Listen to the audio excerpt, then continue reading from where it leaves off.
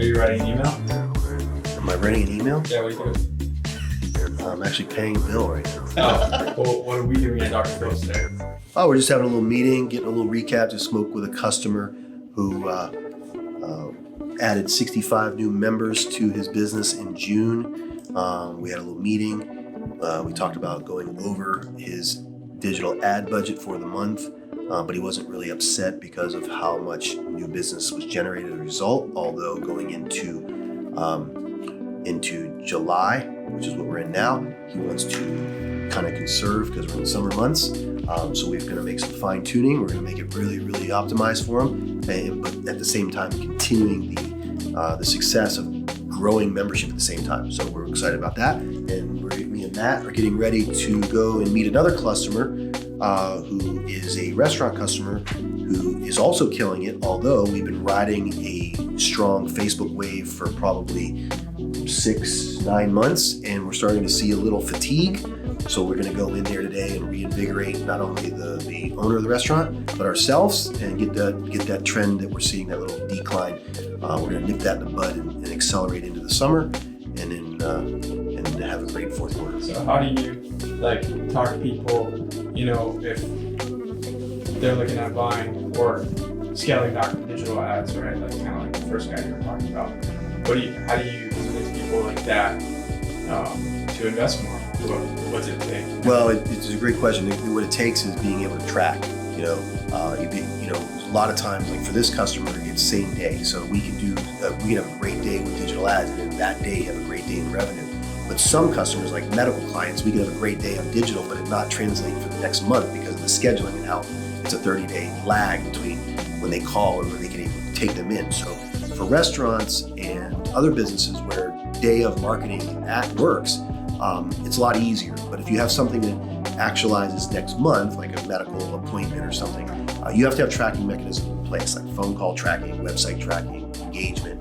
And then you have to have feedback from the client to get a better feel for how they're feeling. But at the beginning of any digital ad spend, there's always a little bit of, I won't call it heartburn, but a little uneasiness, because you're entering into a territory where you're throwing money at something that maybe hasn't felt good in the past. But if you do it the right way, it's the best money you can spend. And our goal is to spend it the right way so we can generate action. So there's not really a haggle with us about the fact that we're spending. It's just a matter of fine tuning it to match their goals in the seasons that change. What are some ways that you can give somebody some comfort, in those first couple of, that first month or two of digital spending? What are some results or metrics that we can give that kind of give them comfort and, Well, I think it starts with setting the right budget, right? Because if we come in and agree that we're going to spend 500, but your business needs to spend 15, and I spend 15, it looks like I'm 3 times over budget, when actually I'm right on budget for your industry, for your niche. So I think setting that budget is critical. And if we set it low and we overspend, then we've got to kind of walk that back a little bit. But so some metrics that we want to do, for me, it's all video and remarketing. So if I'm spending a lot of money on your behalf in ads, what I'm doing is I'm generating watches, views, and because if I get a targeted view, that money spent is not wasted, because I can leverage that viewer downstream or in future months marketing. So my first benchmark is look at how well your videos are doing,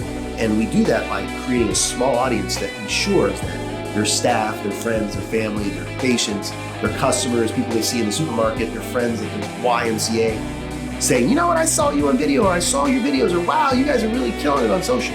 If that's occurring, they give us a longer leash, because people are pinging them, and saying, I saw you, you son of a gun, I saw you do this, I saw you that. And so they feel like something's working. So we try to get that going first. And then if they allow us to do it long enough, then they start to see the revenue. And once they see the revenue, they back off dramatically. And then we want to get to, this is the most important thing, a percentage of sales.